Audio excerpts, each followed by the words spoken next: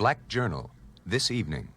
A special investigating the possibility of conspiracy in the political assassinations of John Fitzgerald Kennedy, Robert Kennedy, Martin Luther King Jr., and Malcolm X, and the implications of this film footage of the actual killing of John Kennedy.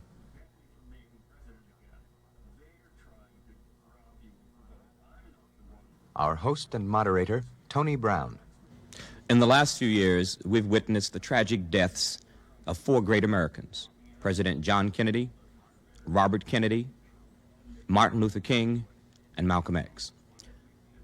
It seems that almost daily there are new circumstances and evidence surfacing that indicate that there may have been a conspiracy, and if there was not a conspiracy, that perhaps a new investigation should be reopened to find out some of the details that are now being questioned more and more by very, very important people.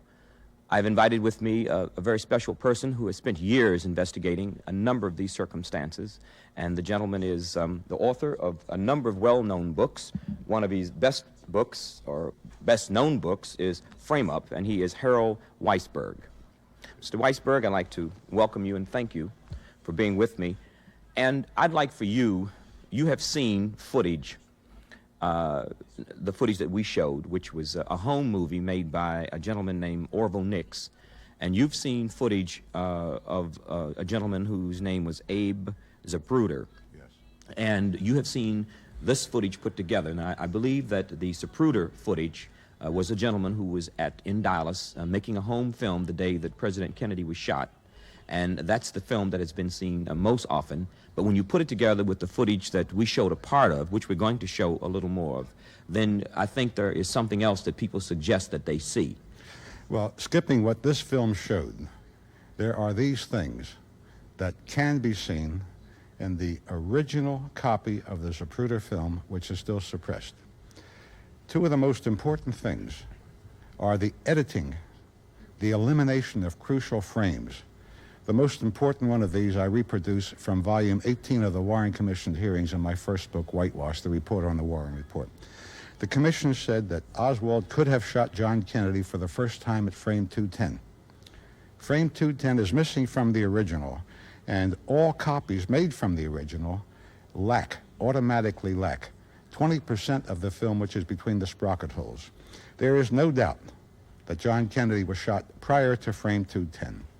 If you will study a combination of an exhibit prepared for the Warren Commission by an FBI agent named Lyndall Schoenfeld, it's Schoenfeld Exhibit 24, with a frame of a still picture taken by a man named Phil Willis, you will find irrefutable proof that John Kennedy was shot at least once prior to frame 210. This is in the Zapruder film in the sequences beginning just before 210, most importantly 202 to 204. They were numbered by the FBI. Now, if President Kennedy was shot before frame 210... Oswald couldn't have done it. Why? On that basis alone. Because he couldn't see Kennedy.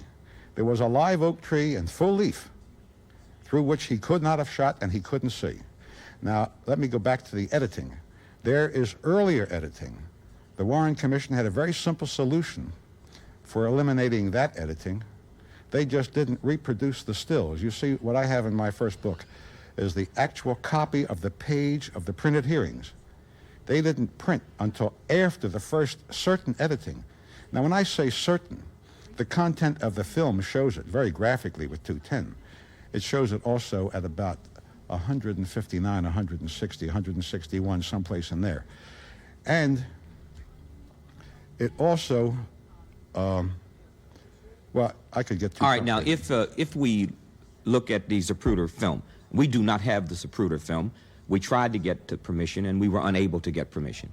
We do have the Nix film, yes, which shows what? Now, we're going to look at that in its entirety. We've shown it, and we have slowed it up so that the audience will be able to study it. But before the audience looks at it, I would like for you to tell me what significance that film has. First, I think you should understand that this is only a very brief, and the audience should understand, it's only a brief part of the entire motorcade and the entire assassination, but it does show the actual killing. Now, the fatal shot, in terms of the Zapruder film, is frame 313 of the Zapruder film. The two things that I think are of greatest importance and what will be clearly visible to your audience in this unusual showing are, first, that when John Kennedy was hit with the fatal shot, he went violently backward. Now, that could not possibly have been from a shot to the back. But that could have been Oswald. No. It could not have been. Not unless Oswald was 6 people. He had to be in front to make the force of the bullet had to be from in front to make the body go backward. That's what the Zapruder film demonstrates. Demonstrates. That the rifleman was in the front of the president. For that shot. For that shot. Now, the commission, when the Zapruder film was entirely suppressed, nobody knew this. I first got access to the Zapruder film in May or June of 1966 at the National Archives. And I go into this, my second book, which was written during that time. After this was written, and then other people saw it and reached the same conclusion, as your audience will, I'm sure, then they had to invent a story. How could this have been? Well, the story invented, and it is an invention, and this film will show it, is that suddenly the car accelerated, and the forward motion of the car forced the president backward. But if your audience looks at the film carefully, especially before it goes into slow motion, it will see that the car does not accelerate until sometime after that fatal shot. They will see a very brave man, Clint Hill, who jumped off of the follow-up car, which was only 5 feet away. In stills which you can't show, he almost got killed. There wasn't an inch between his leg and the bumper of the car he jumped off of and sprinted on to get onto the Kennedy car. Now, he lost his footing, and that will be visible, but he didn't fall. He was on the car before the car accelerated, and he didn't reach the car until after John Kennedy received the fatal shot. So the two things that will be very clear in this are, first, that a tremendous force, which had to be a bullet, drove John Kennedy backward, and second, it could not have been the acceleration of the car. All right, now that's the Nix film that has been described, and it has been on television either a very, very few times or, well, one of the very few times, and we're going to show it to you. Let's take a look at the Nix film and to demonstrate what Mr. Weisberg just states that he believes took place.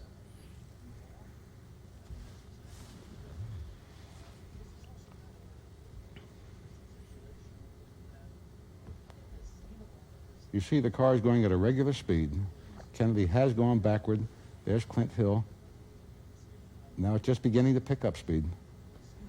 It was like a truck. It couldn't accelerate fast. Now this is the same scene, slowed down, right? That's Kennedy's See him head. going backwards? Right. That means he was shot from the... You believe he was shot from the front? From the front.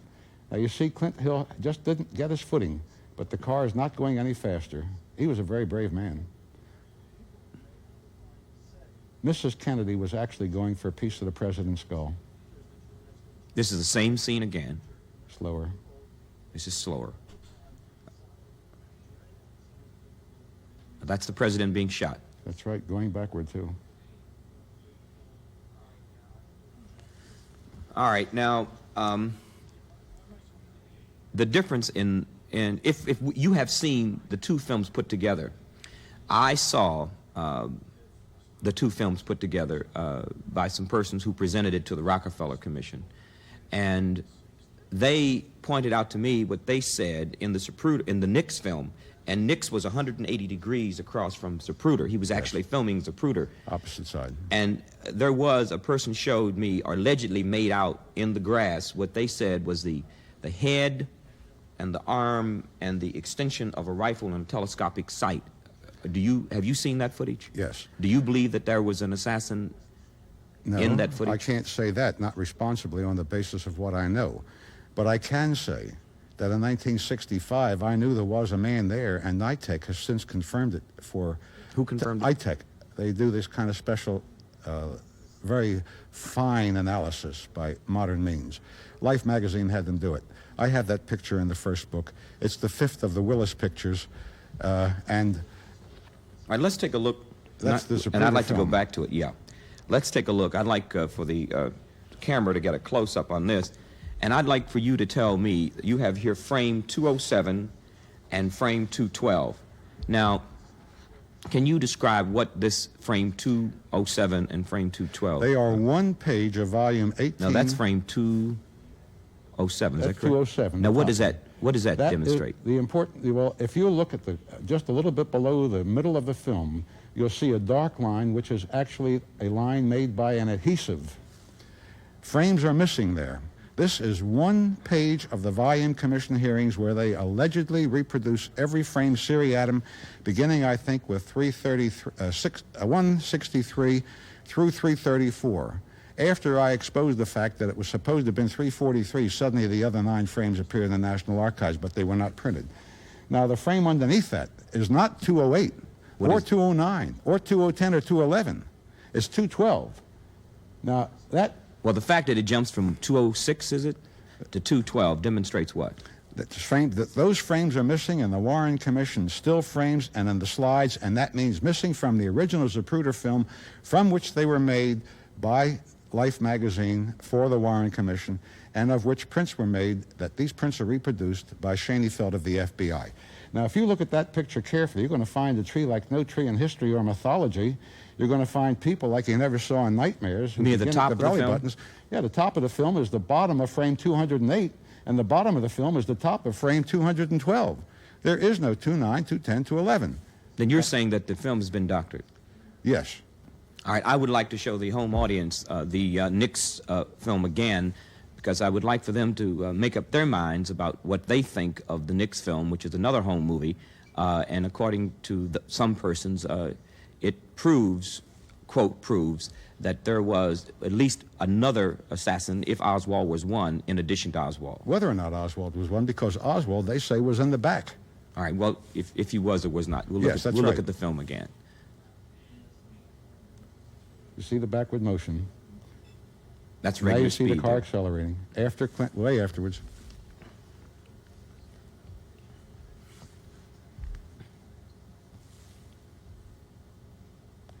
I never get used to this.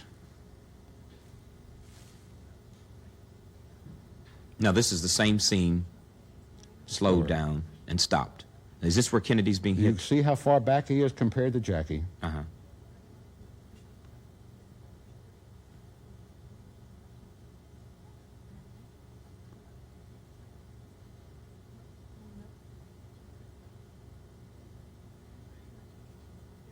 Now, you say that her motive for getting up was actually to recover a part of his skull.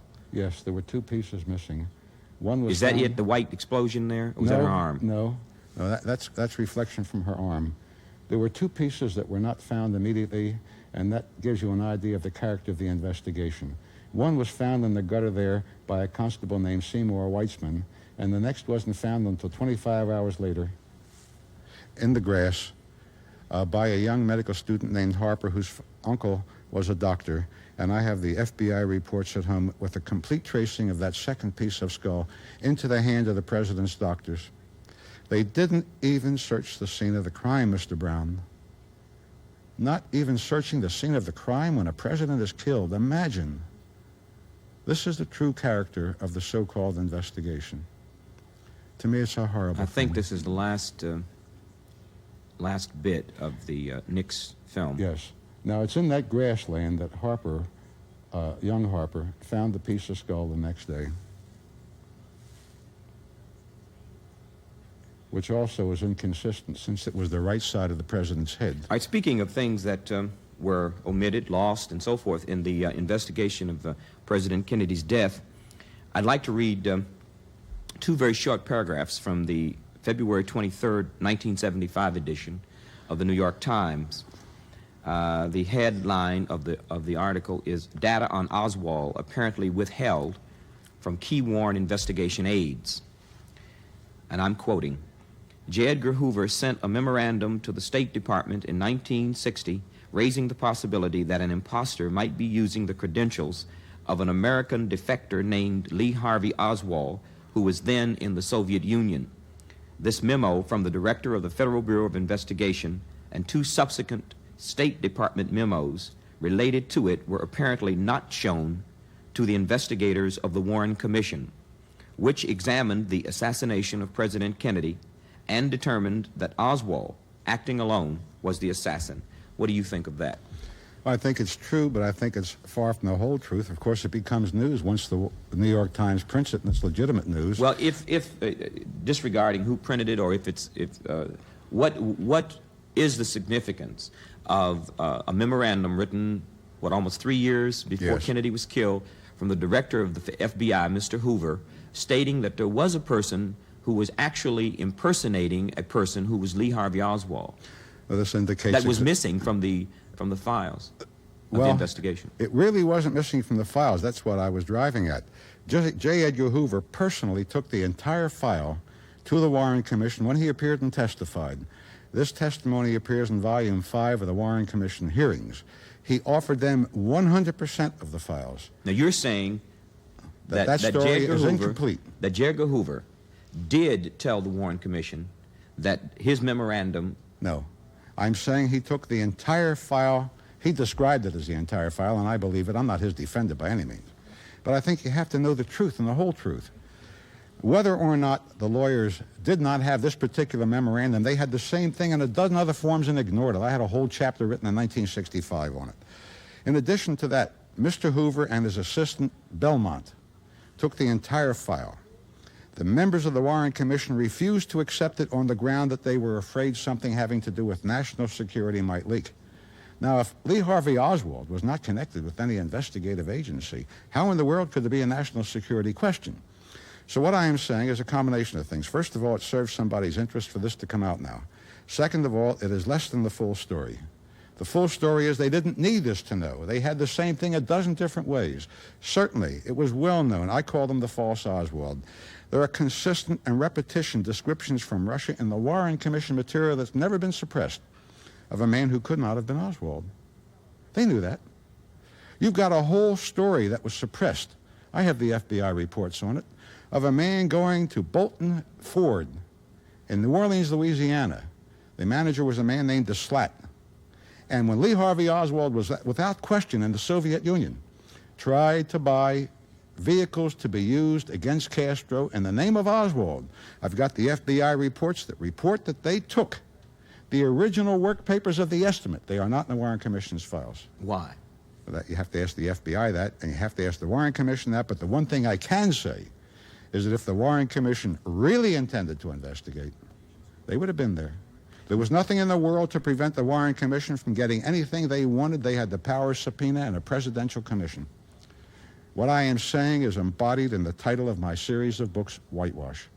The subtitle of my second book, Cover Up. They never intended anything else, and there's some very appropriate language, I think, in my recently, fourth. Dick Gregory and some associates have appeared before the Rockefeller Commission investigating the CIA, and Mr. Gregory and his associates have said that there was evidence that they had, and they offered what they thought was evidence for the reopening of the investigation of Kennedy. And we taped a program with Jack Anderson and Dick Gregory. And I would like to show you a part of Dick Gregory's, the evidence he offered to the Rockefeller Commission, and I'd like to have your reaction on it. Right. So if we can take a look at that now. Now, what I have is a picture which has been circulated. A lot of people say that one of the individuals on the picture looked like Sturgis, one of the individuals on the picture looked like Hunt. I'm not saying that it is Sturgis or it is Hunt, but I'm saying if Jack Anderson gets shot tonight and there is 3 people arrested and one of them looked like me, then that should be thoroughly investigated, because Dick Gregory travels every day and have a certain amount of power. If Sturgis belonged at one time a CIA operative, if E. Howard Hunt was with the CIA, and if there's something that goes down in Dallas and one of them looked like somebody that was involved with the CIA, that is too much power for that not to be thoroughly investigated. Dick, let me see if I'm following you. Let me see if I'm following you. You brought a picture with you. Right. And you are saying that the 2 men circled in the picture have some resemblance to 2 people who are well known. You're not saying that's who they are. I'm not saying that's who You're it saying is. that's who they are. But you're saying that there should be an investigation to see if those 2 men behind, who was that that was arrested? Was that Oswald? The man that they were walking behind? No, that was a guy who looked like Oswald. Oh. Which is also very important, because there's been many prominent people in this country that have talked about the 2 Oswald theories. Who is that? Where is that picture taken? That picture is taken on the Grassy Mall in Dallas That You was know, before Kennedy was that shot? was after he was shot. Was this man in front under arrest? No, yeah, all of them was under arrest. All three of them was arrested. Well, why were them two men who were circled, why were they arrested? Well, they were all I'm just showing that, you see, this picture had been in circulation for years.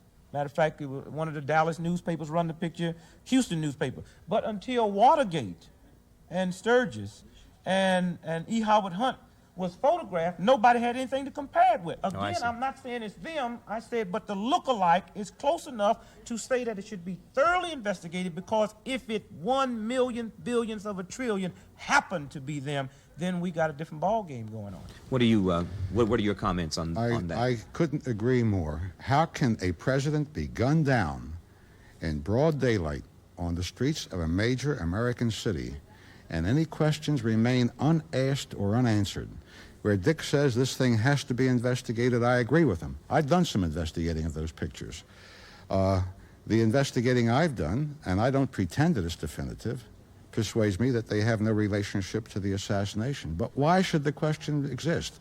Why is it unreasonable, and I don't think it is unreasonable, for Dick to make a very good point? Why should anything not be investigated? Why should a question remain? Whether it's true or false, why should the question remain? I don't know of any answer if anybody ever intended to do a real investigation. Are you convinced one way or the other that there is a conspiracy? When we talk about the Kennedy brothers, we talk about Martin Luther King, yes, we talk about Malcolm X, is there any relationship you see in those four men and and their assassination? Well, I think inherent in your question is, do I believe that the same people did the killing? And I will say that I do not believe that. However, I don't think that this is a full answer. I'd like to address it in a different way, if I may. These were all controversial men, to say the least. They all had many enemies, all of whom one of them killed many times. I go into an Oswald in New Orleans and frame up. The following, FBI suppressed this, by the way, but I got it. The man who was following Martin Luther King for miles and miles and wanted to kill him and never could get a shot where he could get away. This Now, was involved, you have evidence of this? Oh, absolutely. It was taped by the Miami police, and the FBI withheld it after it was given to the Miami police, and the Secret Service withheld it from the Warren Commission. I got it from the Miami police. You have these files? Absolutely. That there was there was a man following Martin Luther King who was trying to kill him but did not get the opportunity to kill him? Absolutely. In frame up, you will find that word for word the way the Miami police transcribed the tape. It had to do with a man's intent to provoke a race riot in Flagler Street, and with the permission of the man whose apartment it was, they had a tape recorder planted in the refrigerator, and there's some pretty raunchy language in it, but it's word for word. I didn't edit it to the bit. Now, what I am saying is that with all of these men having had enemies who wanted to kill them, why is it that each one of these men had undergone a transformation in his belief and an acceleration in his capability of giving broad mass leadership? It was not until this happened. All of these men, for example, had come out for peace. Robert Kennedy had been a hawk. John Kennedy had actually ordered the liquidation of Vietnam, and I've got the records on this. That's going to be in another book. I've got all the proof, including interviews with some of his generals taped. There's no question. John Kennedy had ordered the liquidation of Vietnam 30 days before he was killed. Liquidation of Vietnam, you mean? Our involvement in that adventure. I mean our getting out of it immediately? Absolutely. And you Absolutely. can document that? Absolutely. There's no question about it, including with interviews with generals. And what changes had the other men gone Well, through? as soon as John Kennedy was dead, the Pentagon issued a re-evaluation of its re-evaluation. It took up yay much room in those papers that printed it. And they said that their re-evaluation, which had led them to believe that they could withdraw American soldiers who were there under the cover-up of being advisors, was optimistic, and they would have to continue them longer. And then Lyndon Johnson got reelected, and then all of a sudden there were 500,000 Americans there, and then all of a sudden Vietnam was on fire and innocent people were being killed in the most barbaric ways. But isn't it possible that those related or unrelated events could be coincidental? Yes. I mean, it's not necessarily true that because Kennedy changed, if what you're saying is correct, changed his position, that he was killed. Well, it's not necessarily true. I said that it happened at a certain stage of their careers. Now, Martin Luther King had undergone some changes. What changes did he undergo? Martin Luther King had lost faith in nonviolence as an effective means in the United States of that period. Nonviolence is something that I also subscribe to because I was a fan of Gandhi's. But it is a device that can succeed when there is a moral conscience to which appeal can be made. That was not the case in the United States of that day.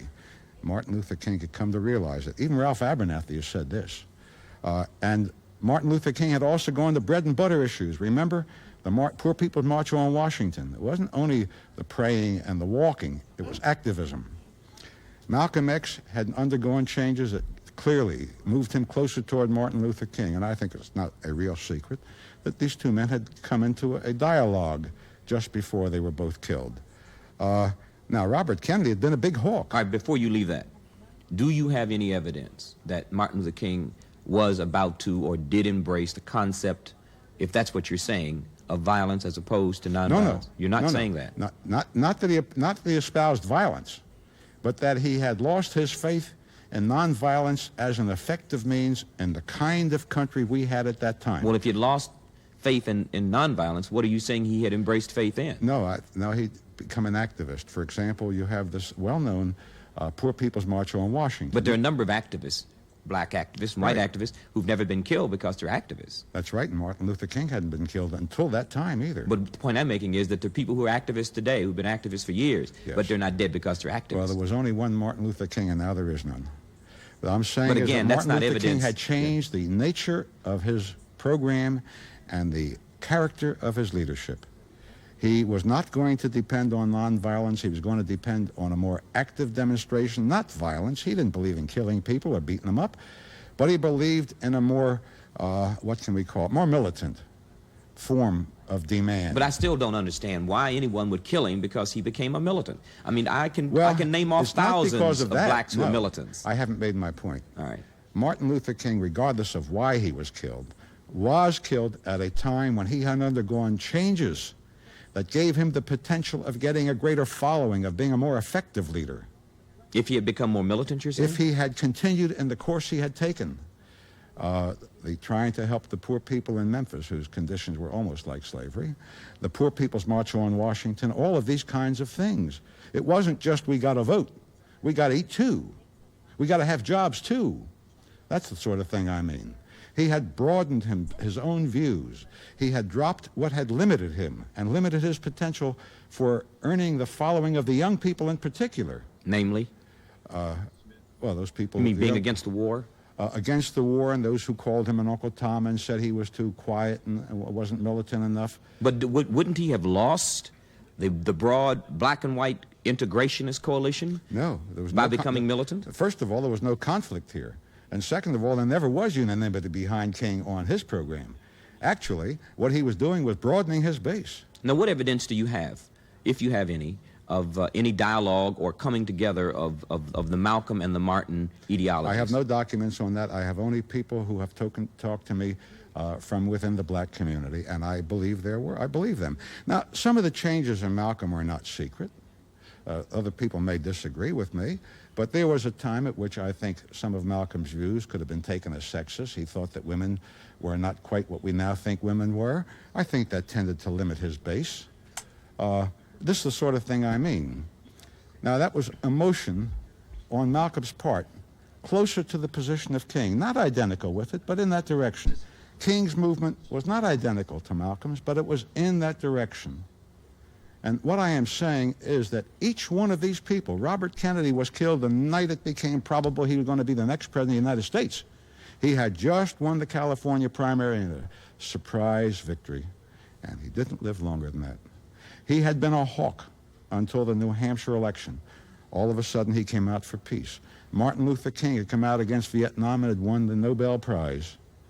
They weren't killed earlier. All right, then you say that these four men had in common, Yes. their deaths, I might say, had in common was that they changed. And that at that point, you are saying that there's a conspiracy not among a particular group of people, but the interest of a particular group, I would suppose you're saying. In my writing, I address this in a lawyer's phrase, cui bono, which means who benefits. Now, in the absence of solid, tangible evidence of the kind you could take to court, all you can do is ask yourself questions. And the question is, what force in our society benefited from this? Well, obviously, the force that benefited is what Eisenhower called the military-industrial complex. That's where all of the national resources went, not into feeding hungry people, not into rebuilding the rotting hearts of the major cities. So what I am saying is that this is not proof of a conspiracy, and I don't believe it either. I am saying that if it had been a conspiracy, it couldn't have worked any other way. Now, there's still another aspect of conspiracy that I think is important and where we can be unequivocal, and that is with what the people have been told. We have a representative society, at least we're told that. It works on the people expressing their will. Only an informed people can have a basis for holding an opinion and expressing a desire. Now, I think that it just isn't reasonable to ask whether or not there was a conspiracy not to tell the truth, because the actuality is that. We've seen some of the evidence tonight. God knows how much more there is. I've printed 6 books on it. I have others that I wish I could print. Well, what do you I don't have the think? money. I don't believe I heard you answer that. What do you think of the evidence that is now being presented, alleged evidence, to the Rockefeller Commission, linking or alleging or saying there might be a relationship between certain persons and the Watergate break-in and Oswald being in Dallas? What do you think of I don't think that that evidence proves it, but that takes too limited a view on whether or not there was a conspiracy. What do you mean, too limited a view? Well, that would imply that only Hunt and Sturgis could have been part of this conspiracy. I'm taking a much broader view. And I address this in an entirely different way. I work with documents. I'm a former investigator, a former intelligence analyst, and I have ransacked that quagmire in the archives quite extensively. So what I'm telling you is that the evidence the Warren Commission chose not to use, not to present to the American people, leaves absolutely no question there was a conspiracy to kill John Kennedy. Now, what is conspiracy? Conspiracy is a very simple thing. It's a combination to do what the law says is wrong. It means only 2 people. Now, you saw persuasive evidence tonight that John Kennedy was shot from front and back. This is why I changed the formulation earlier. Whether or not Oswald was one of the shooters, he couldn't have been in front and the back at the same time within a split second. That kind of a man doesn't even exist in mythology. This means 2 people. At least. That means conspiracy. Minimum standards for conspiracy. Doing wrong is killing, especially a president. 2 people means conspiracy. Now, on this simplistic basis, much more, much more. But I'm getting confused. Are you saying that there's just the possibility that more than one person assassinated, killed John Kennedy? Absolutely. Therefore, it constitutes a conspiracy because Absolutely. numerically there was 2 or more? Or are you saying... Because the law requirements for conspiracy are met thereby. Then you're not saying that our foreign policy and our domestic policy is being run from the barrel of a gun. Well, I'm saying it has that effect. You didn't ask me that question. I'm not saying I can Let me ask prove you it. that question. Yes, it has that effect. It doesn't make any difference if these people sat down and conspired or not. What happened? But I'm asking what you believe, based on the evidence that you I do not have been believe digging that out. the same people assassinated all these people, and I did say that earlier. I do believe that the solid, unassailable evidence in the possession of the Warren Commission, and I'm not even talking about what the FBI suppressed, leaves absolutely no reasonable question. There was within the law a conspiracy to kill John Kennedy. But you have, in a sense, indicted the Warren Commission. Now, Certainly. please help me understand it. Are you saying that the Warren Commission, which were and are among some of the most responsible people in our society, the powerfully responsible people, are you saying that they intentionally did suppress or are intentionally suppressing evidence Yes, but I'd like of the to murder of a president? Yes, but I'd like to be a little bit fuller than that. I would like to say that they began with a preconceived conclusion that they felt was necessary in what they considered to be the national interest. You have done that much or more investigation Much more. into the murder of Martin Luther King, Yes. into views that you have in terms of the guilt or innocence of James Earl Ray. And I want to talk about that. And also, I want to talk about, get your views and your reaction, and talk some more about the John F. Kennedy and Robert Kennedy assassinations. But I'd like to show you some edited footage of a television program we did in 1972. I think it aired on February 22nd, which is Malcolm X's birthday. And at that time, we investigated, many investigated, some of the discrepancies as we found them through the court transcripts and otherwise in the murder of Malcolm X, and I'd like to look at that and get your reaction to that and some other things. So let's take a look now at a part of a program from Black Journal in 1972 on Malcolm X's slaying.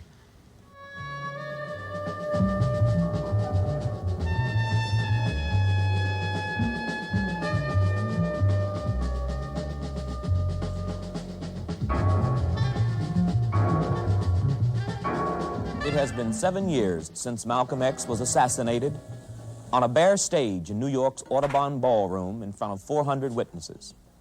Shortly afterwards, 3 men were brought to trial and found guilty of the murder.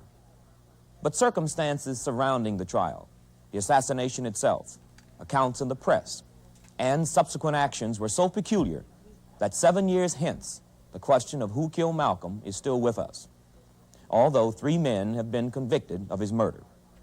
We must ask the larger question: why was he murdered? What power structure felt so threatened by the words of this one man? After his break with the Muslims, Malcolm broadened his scope to include the international scene, and it was at this point that his life was threatened.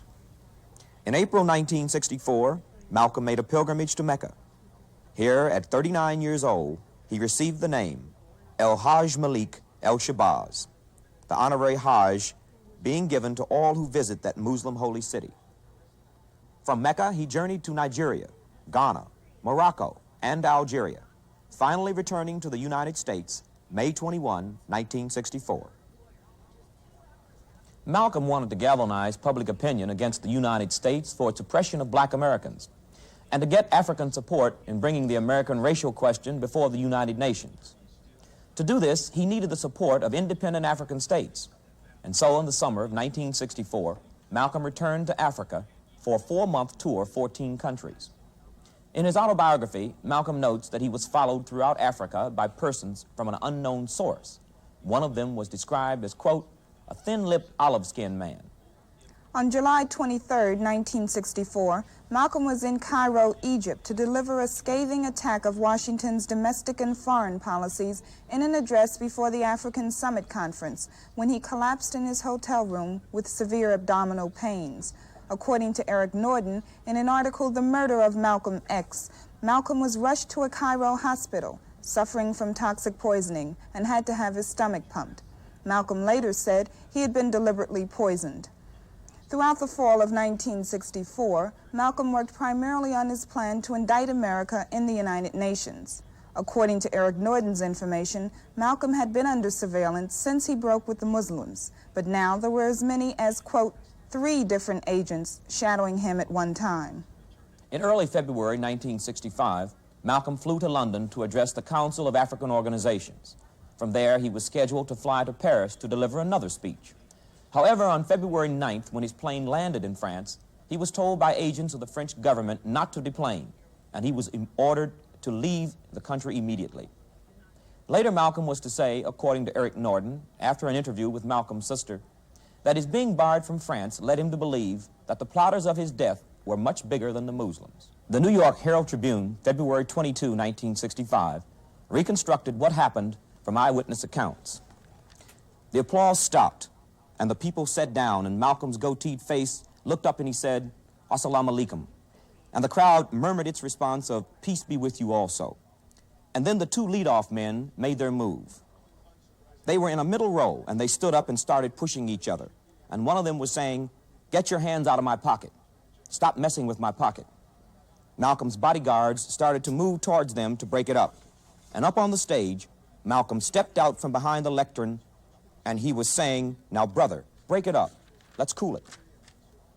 He stood there, alone on the stage, with one hand up in the air, and he was a perfect target.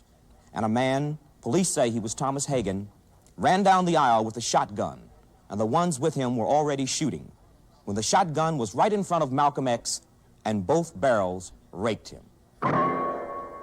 Malcolm went straight back, and the sound of his head slamming onto the wooden floor was mixed with the screams, and he lay on his back on the stage of an old ballroom.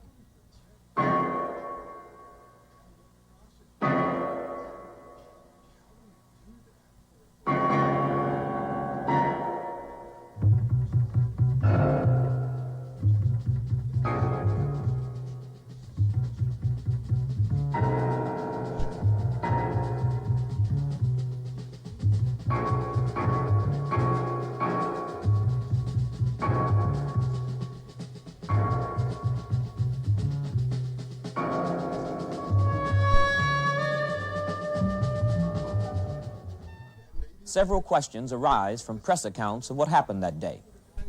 In all three New York morning papers, descriptions were given of the capture of two suspects at the Audubon Ballroom immediately after the murder. In later editions of the same papers, and from then on, only one suspect was said to have been captured at the scene by police, and the press never questioned this. An early edition of the New York Times, dated February 22, 1965, in an article headlined, "Malcolm X Shot to Death at Rally Here," said, quote, "The police indicated two suspects were being questioned," end quote. One of those suspects was identified as Thomas Hagen. In a later paragraph, the capture of the second suspect was described, quote, "Patrolman Thomas Hoy, 22, said he had been stationed outside the 166th Street entrance when, quote, I heard the shooting and the place exploded. He rushed in, saw Malcolm lying on the stage and, quote, grabbed a suspect who he said some people were chasing. As I brought him to the front of the ballroom, the crowd began beating me and the suspect," Patrolman Hoy said. He said he put this man, not otherwise identified later for newsmen, into a police car to be taken to the Wadsworth Avenue station. A late city edition of the same paper only indicated one person, Thomas Hagen, was captured at the scene. There is no further mention of a second suspect from then on. All early edition February 22nd newspapers were actually on the newsstands the night of February 21st, which is the date of the assassination. In the February 22nd early edition of the New York Daily News, the same thing happened. Quote, "Two men, one the reputed assassin, were taken by police from the hands of a howling mob of Malcolm's followers. Both men were spirited away by the police." Again, later editions made no further mention of a second man. Because of the mystery surrounding the second suspect, several independent writers in lesser-known publications have wondered if he could have been a police agent, and several other questions follow. What was the other man arrested by Patrolman Hoy doing to make the crowd think him a suspect? The police never explained why they didn't release this suspect's name as they did with Thomas Hagen's. He was described by eyewitnesses at the Audubon Ballroom as a, quote, tight-lipped, olive-skinned man with slanted eyes. The same description was used by Malcolm for a man he said followed him throughout Africa and Europe. One of the most curious aspects of the events surrounding Malcolm's assassination has to do with Gene Roberts, an undercover policeman who infiltrated Malcolm's organization. Shown here administering mouth-to-mouth resuscitation to Malcolm as he lay on the Audubon stage. The Muslims claim Roberts had defected from them with Malcolm the year before. He finally surfaced as an undercover police agent at the New York trial of the Panther 13. According to the New York Times of December 8, 1970, Roberts was assigned to undercover work when he became a policeman in 1965, the year that Malcolm was killed, and did not reveal himself until his Panther 13 grand jury testimony on April 1, 1969. The Times says, quote, "Detective Gene Roberts said he had been assigned to infiltrate the organization of Malcolm X and was on duty as the black leader's bodyguard the afternoon he was killed on the stage." Besides Thomas Hagen, the one suspect police admitted holding, two others were later arrested. Norman Butler on February 26th and Thomas Johnson on March 3, 1965. Both Butler and Johnson were well-known Muslims who were out on bail on an assault charge at the time of Malcolm's murder. Neither was arrested at the scene. During the last days of the trial, the other suspect, Thomas Hagen, confessed to murdering Malcolm X, but said it was others, not Butler and Johnson, who aided him in the assassination. All three were subsequently found guilty and sentenced to life in prison. The court transcript of the trial reads, Thomas Hagen. "I know that they, Butler and Johnson, didn't have anything to do with the crime that was committed at the Audubon Ballroom February 21st, that I did take part in it, and that I know for a fact that they weren't there, and that I wanted to tell this to the jury, this to be known to the jury, the court, and the judge. I want to tell the truth." Assistant District Attorney Dermody. Will you tell us what the plan was, how the assassination was to take place? Hagen. 4 people, 2 people sitting in the front row, man with the shotgun, short dark man with the beard sitting around the 4th row from the front, man in the back. One man starts commotion, says, Get your hand out of my pocket. Guards from the stage goes after this man. Man with the shotgun shoots Malcolm. 2 men on the front row shoot pistols. DA. And which of these men were you? Hagen. One of the men sitting on the front row. Later in the court transcript, DA. Do you know the names of these 4 people? Hagen. I do. DA. Give us the names of these 4 people that you say you know were involved with you. Hagen. I will not. DA. You testified a few moments ago that you were told to do this by somebody. Is that right? Hagen. I was offered some money for doing it from people that probably would have been revealed if Mr. Williams One of the defense attorneys. could have continued his interrogation. DA. I ask that that be stricken as not responsive. The judge. Strike it out. Although Hagen testified that 3 others than himself were involved, only 2 others than himself were convicted, neither of whom was involved in the murder, according to Hagen. According to the court transcript, no further efforts were made in the trial by the defense attorneys or the prosecution to discover the identity of the person or persons who hired Hagen and his Confederates. It has been 7 years since the assassination of El Hajj Malik El Shabazz, but there are still numerous questions left unanswered and many ends left dangling.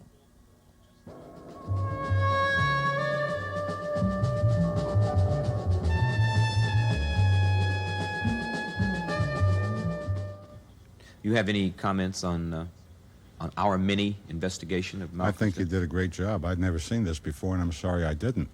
But some of these things are the things I've been saying. There's an interesting parallel, because we don't have endless time. If Malcolm X hadn't have died, that mouth-to-mouth resuscitation would have done it. Exactly the same thing happened with Lee Harvey Oswald. Had chest wounds. He was forced to get oxygen. He was trying to get the mask off of his face. There were 2 detectives in the ambulance that didn't stop it. And by the time he got to the hospital and he was dead, and they conducted a postmortem, there were over 2 liters of blood in his chest. You're saying if you have chest wounds, You don't get artificial. or In oxygen. Oswald's case, it was oxygen and forced massage. Every time they forced Oswald's heart to work, it was pumping more blood out of his body into his chest But cavity. that could have been done to medical ignorance. Yes, of That doesn't course. show intent. I'm not saying that the understand. young doctor did it on purpose. It was I ignorance. understand. Let me ask you to comment on something. You've done extensive investigation around the assassination of Martin Luther King, and one of the things that you say in your book, Frame Up, if I may read this, bowing abjectly to Hoover's blackmail, unthinkingly, cowardly, or believing themselves politically mature and wise, black leaders became their own most successful enemies, indentured themselves in a servitude more humiliating than their past physical slavery. Now, what did you mean by that? I meant by that, let me tell you a little story that will typify it. When I was trying to get this book printed and couldn't, I met Whitney Young socially here in New York. I found him a very impressive man. And I said, why is every black leader silent when this great man was killed? And he said, well, we're afraid that Mr. Hoover will besmirch Dr. King's great reputation for all the fine thing he has done. They were just copping out, because there wasn't a thing that J. Edgar Hoover could have done to besmirch Dr. King that he didn't do. I have some more of that in there. Well, are you saying that the black leaders at that time, and that's who we're talking about, Yes. Were afraid to speak up for Dr. King after he was killed? Absolutely. Or perhaps, are you saying that they were afraid that they would be killed? Well, Isn't there that may reasonable? have been some of that, but I don't think that Whitney Young, for example, was a coward. I'm not talking no. about Whitney Young. I just pick him as an example because I mentioned his name. No, I don't think any of these men was a coward. If these men were afraid of being killed... I don't think you'd have to be a coward not to want to get killed. Well, look at what they did. They did the kind of things that were getting people killed throughout generations, but they were still doing it. Well, there are a People lot of killed. ways that you can be assassinated. And let me point to another way. I don't mean just a physical assassination. That's You can be politically assassinated. Of And you course. say here, yet J. Edgar Hoover solemnly informed the president, quote, he, meaning whom? Dr. King, calls this woman every Wednesday and meets her in various cities throughout the country. The source related an incident which occurred some time ago in a New York hotel where the leader was intoxicated at a small gathering, and so on and so forth. Now, are you saying that someone was involved in politically assassinating Dr. King before he was actually? Hoover. Certainly. How do you know that? What was he spying on them for? Maybe he was trying to protect him. Well, the story he gave the Attorney General is that he had reports that Dr. King was in touch with subversive elements. Well, of course, this put the Attorney General on the spot. How can he possibly... Attorney General was Robert Kennedy. Robert Kennedy at that time. Later, Ramsey Clark. And Katzenbach. And both Katzenbach and Ramsey Clark, after Hoover had failed to come up with the evidence when Bobby Kennedy gave him the chance, refused Hoover permission to continue the bugging. That doesn't mean Hoover didn't do it. He could have had it done indirectly. Well, all Hoover did was get what he didn't like by way of information. You know, this is all in the papers now. It's supposed to be a new sensation. About Dr. King's personal life, which is nobody's business. There was no subversive activity by Dr. King. Now, what I also do at this point or another point or both in that book is to show that Hoover had seen to it that this got the widest dissemination. Jack Anderson and Drew Pearson, for example, had an article in True magazine from which some of this is quoted. I have that there. The White Citizens Councils, even they were playing tapes on Capitol Hill. J. Edgar Hoover was sending tapes up to Capitol Hill to titillate the racists. Now, this got nothing to do with subversion. This got nothing to do with contacts with foreign spies. Then why was it being done, in your estimation? To blackmail King, to destroy his leadership. Hoover hated him. He was an uppity nigger to Hoover. Well, so if Hoover did consider him an uppity nigger, didn't like him because he was black and outspoken, if that were true, I'm sure there were other, quote, uppity niggers that Hoover didn't kill, if that's what you're alleging. I don't think Hoover killed King either. Then what, I don't understand. Well, what I will say on that, what I'm saying is that Hoover was trying to ruin King every place he could. This meant trying to ruin what King stood for, the program that King was following, on Capitol Hill, in Lyndon Johnson's White House. Lyndon Johnson loved this. Well, then kind do you of stuff. believe that James Earl Ray killed King? No, I think it's impossible on the basis of my own investigation, and it has been tested in court under cross-examination and was not even touched. If James Earl Ray did not kill King, then why was he singled out of all the people in the universe to take the rap for the murder? Well, this gets back to what we were talking about before, conspiracy. And I said I thought there was a conspiracy to kill Dr. King. I think Ray was the patsy, the fall guy of that conspiracy. You think he was involved in the conspiracy? Not consciously, but he was framed, and a patsy, of course, Well, is didn't he innocently say involved. at some time that someone had told him to go to Memphis? Sure, he was working with a group of organized criminals. He never made a secret of this. Doing what? But the world is full of criminals. He thought it was gun running. The world is full of criminals, but they didn't all kill Dr. King. The world is full of people who hated Dr. King, but they didn't all kill him. No, Ray was framed. He was framed twice. He was framed by the people who committed the crime, and from that day until this moment, he has been framed by every element of organized society acting through the county, the state, and the federal governments. His extradition from Britain was procured by false swearing. Well, how do you know these things? How do you get the documents that you have? I sued the government. The final question. If your thesis is true, and that is that there is a conspiracy of interests, that is the interest groups that benefit from the death of people who are contrary to them politically. If that is true, then why are you not dead? A man who is so outspoken, who has opposed this alleged conspiratorial group, why is it that people like Dick Gregory are able to offer the evidence that they do? Why is it there a number of people who for years have said these things, but nothing happens to them? I don't think you can put me in the same role as Malcolm X, the two Kennedy brothers, or Martin Luther King. And in addition to that, I've taken some precautions. There's nothing I have that is not duplicated at least once out of my possession, including abroad. I publish everything I can as fast as I can. If anything happened to me, it would attract an attention to my work that I can't get for it. I've got the most definitive work. Then are you of all saying done. that the same people would not kill you because they're afraid that your work would be public if they did? It would become a sensation. Maybe and I can't nobody get kills you attention for because it. what you're saying isn't true. Well, I've been to federal court 4 times with a decision. I'm there now for the 5th time. What I've had to say was just tested under cross-examination in Memphis. It has stacked. I won even when I lost. I lost one suit. The Congress was outraged. It amended the law and cited that suit as the need for amending the law. Jerry Ford vetoed it, and they overwhelmingly overrode his veto.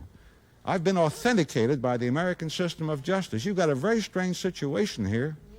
Here I am, one man with no great influence. I am the one who stands for the working of the system of justice.